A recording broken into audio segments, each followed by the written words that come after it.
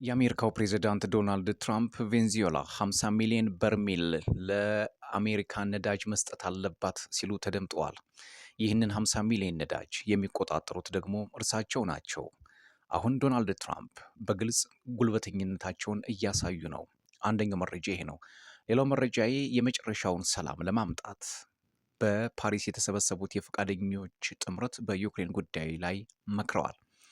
ሌላው መረጃ አሜሪካ በአራት ጉዳዮች ግሪንላንድን ለማግኘት ምናልባት መንገድ ልታገኝ ትችላለች። እነዚህ አራት ጉዳዮች ምን ምን ናቸው የሚለውን ሀሳብ ወደ እናንተ አደርሳለሁ። እናንተም ሰብስክራይብ፣ ላይክ፣ ሼር፣ ኮሜንት እያደረጋችሁ ቤተሰብ እንድትሆኑ የአክብሮት ግብዣ ነው የሚሆነው። የመጀመሪያው ቢቢሲ ይዞት የወጣው መረጃ እንደሚያሳየው ምንድነው የአሜሪካው ፕሬዚዳንት ዶናልድ ትራምፕ ቬንዙዌላ እስከ 50 ሚሊዮን በርሜል የሚደርስ ነዳጅ ለአሜሪካ ታስረክባለች ሲሉ ተደምጠዋል።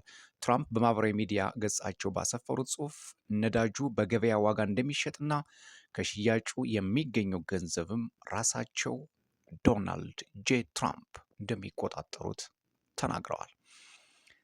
አሁን በማዱሮ ተቃዋሚዎችና ደጋፊዎች መካከል የካራካስ መንግስት እየተናወጠ ይገኛል።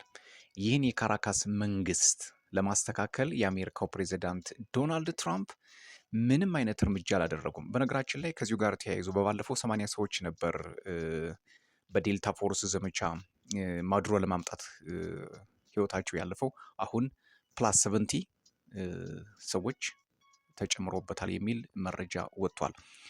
ዶናልድ ትራምፕ ምንድነው ዓላማቸው የሚለው ነው የብዙ ፖለቲከኞች መነጋገሪያ የሆነው። ሰውየው አሁንም የጠቅላይነት አባዜ ያለቀቃቸውም። እርሳቸው እንደሚሉት በዋናነት ቬንዙዌላን በራሳችን ውስጥ ለማድረግ እቅድ አውጥተናል ብለዋል የፔንታጎን ባለስልጣናት። ዋይት ሀውስም በዚህ ላይ እየመከርኩ ነው፣ ለወደፊቱ በማን እንደምትመራ ማን መምራት እንዳለበት እየተመካከርን ነው ሲሉ የነጩ ቤተ መንግስት ፊት አውራሪዎች መግለጫ ሰጥተዋል። አሁንም ድረስ አይንኪና አይበገሬነታቸውን ለማሳየት ደፋ ቀና የሚሉት የአሜሪካው ፕሬዚዳንት ዶናልድ ትራምፕ በዓለም ላይ ከፍተኛ የሆነ ጫና እየደረሰባቸው ይገኛል። እሳቸው ግን ይህን ጫና ከጉዳይም አልቆጠሩትም። ምክንያቱም በዚች በባለፈውም እንደነገርኳችሁ በዚህ ሳምንት ውስጥ የዓለም የፖለቲካ ስበት ወደ ዋይት ሀውስ ተጠቅልሎ ገብቷል። ዶናልድ ትራምፕ ማላራጎ ፍሎሪዳ ከሚገኘው ቤታቸው ሆነው የመሩትን ጠቅላላ ዘመቻ 2 ሳምንት እቅዳቸውን ጠቅላላ ፍላጎታቸውን በሙሉ ጨርሰው ትናንትና ነው ወደ ዋሽንግተን የተመለሱት። ስለዚህ ትራምፕ አሁንም ወደ ኮሎምቢያም ወደ ሌሎቹ አጎራባች ሀገራት መሄዳለሁ የሚሉት እንዲሁ በቀላሉ የምናየው መሆን ያለበት አይመስለኝም። አሁን ደግሞ 50 ሚሊዮን በርሜል የሚደርስ ነዳጅ ለአሜሪካ ማስረከብ አለባት የሚል አዶን ነው እንግዲህ ግብርም እንዳንለው ዚስ ቶታሊ በቃ ይሄ ማስገበር ነው። በጉልበት ኃይልን በመጠቀም ቬንዙዌላን ግብር እንድትከፍል ማድረግ ነው። ምክንያቱም ትልቁ ታርጌታቸው የነበረው ይሄ ነው። የመጀመሪያ የውሸት ክስ ምንድን የነበረች ሁላችንም እንደምናስታውሰው የድራግ ስማግሊንግ ኤንድ ድራግ ትራፊኪንግ ወይም ደግሞ ናርኮ ቴሮሪዝም ሙቭመንት በኮሎምቢያ በመኖሩ ምክንያት የምስራቃዊው የፓሲፊክ እና ካሪቢያን ባህር አደጋ ተደቅኖበታል። ይህ ደግሞ ለአሜሪካ ብሔራዊ ጥቅም እጅግ በጣም ስጋት ነው በሚል የአሜሪካ ፖለቲከኞች እና መሪዎች ወደ ቬንዙዌላ ሰርገው በመግባት በሰው ሀገር ሉዓላዊነት ላይ ጉልበታቸውን አሳይተው መጥተዋል። ምናልባትም እጅግ በጣም ጥቂት ከሆኑት ዘመቻዎች መካከል በስኬታማነቱ የሚነገርለት ይህ የደቡብ እዝ ጦር ዘመቻ አከናውኖ ሰውየው ለፍርድ አቅርቧቸዋል። አሁን የካራካስ መንግስት ወደ መፈረካከሱ እንዳይመጣ፣ ይህ ደግሞ ዳፋው ለአሜሪካ እንዳይሆን ስጋት ሊሆን ይችላል። ድራግ ስማግለሮችን እዋጋለሁ ብላ ሌላ አዳዲስ የሚፈለፈሉ ግልገል ጉልበተኞች እንዳይመጡባት ያሰጋል። ሁለተኛው መረጃዬ የቱርክ ውጭ ጉዳይ ሚኒስትር ሀካም ፊዳን ቲአርቲ ወርልድ እንዳስነበበው ከሆነ ላስቲንግ ፒስ ኢን ሩሲያ ዩክሬን ዋር ኳይት ክሎዝ።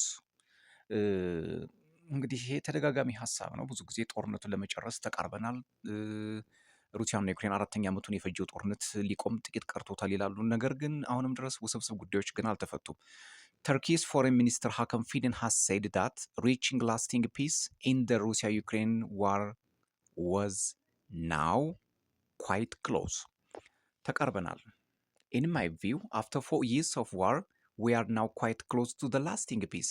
በምን መልክ እንደሚጨርሱት ግን ምንም ማብራሪያ አልተሰጠም። ከዛ ይልቅ እነዚህ የፈቃደኞች ጥምረት የሚባሉት የዩክሬን አጋሮች በፓሪስ ስብሰባቸውን አድርገዋል።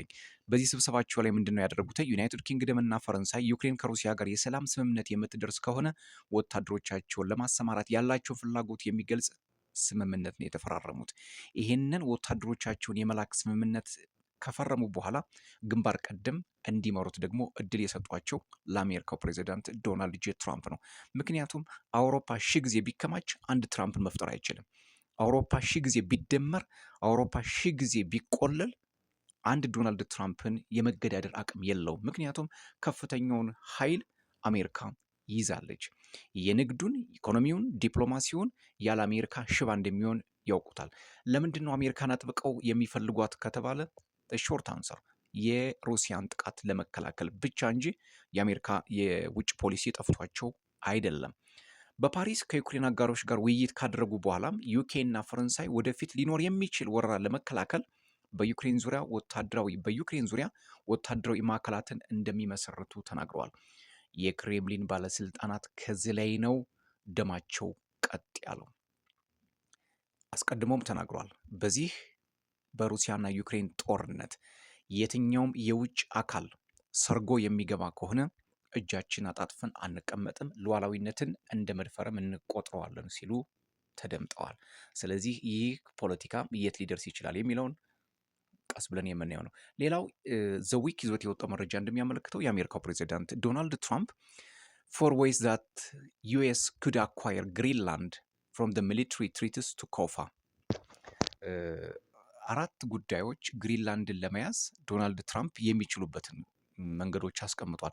አንደኛው ምናልባት ዶናልድ ትራምፕ ሊጠቀሙ የሚችሉት ግሪንላንድን ለመያዝ ሚሊታሪ ኢንቬዥን ነው። ወታደራዊ ወረራ በማድረግ 57,000 ህዝብ ያላትን ምንም አይነት የጦር መሳሪያ የሌላትን በዴንማርክ የምትገዛውን ግሪንላንድን በመውረር ሊወስዱ ይችላሉ። ሁለተኛው ባይንግ ደ ካንትሪ ነው፣ ሀገሪቱን በመግዛት ነው። ይሄ ነው አስገራሚው ነገር። እንግዲህ በአመት ጠቅላላ 3 ቢሊዮን ጂዲፒ ያላት ሀገር ናት። ይሄንን እሳቸው በማካካስ ስራ እድል በመፍጠር ሀገሪቱን በመግዛት ወይም ደግሞ ግሪንላንድ ደሴቷን በመግዛት ወደዛ ወደ ራሳቸው ሊያስገቧት ይችላሉ። ሶስተኛው ኮምፓክት ኦፍ ፍሪ አሶሲዬሽን ውሌ ኮፋ የሚባለውን ማለት ነው።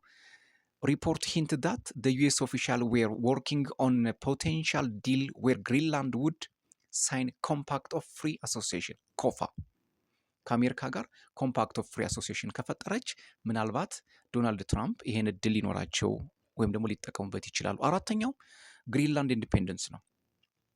one way for the US to remove the Danish hegemony is to push Greenland towards independence። ልብ በሉ። ከዚህ ላይ ነው እንግዲህ አሁን ትልቁን ጨዋታ ሊጫወቱ የሚችል ዶናልድ ትራምፕ።